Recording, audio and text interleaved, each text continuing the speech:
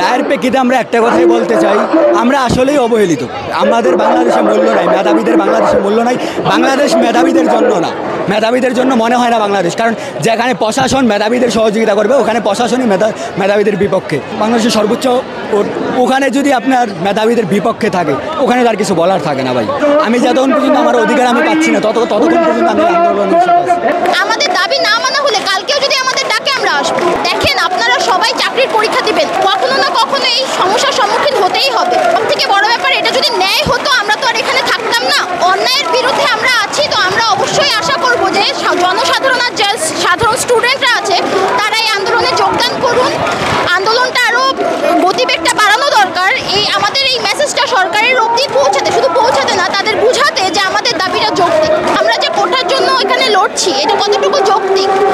আমরা বলছি না যে মুক্তিযুদ্ধের যে নাতিরা আছে তাদের একদমই অবহেলা করুন। তাদের আপনারা দিতে পারেন কি, আপনারা বৃত্তির ব্যবস্থা করুন, আপনারা শিক্ষা ব্যবস্থা তাদের জন্য ফ্রি করে দিন, কিন্তু সেটা তাদের অর্জন করতে হবে নিজেদের যোগ্যতার পরিচয় দিয়ে।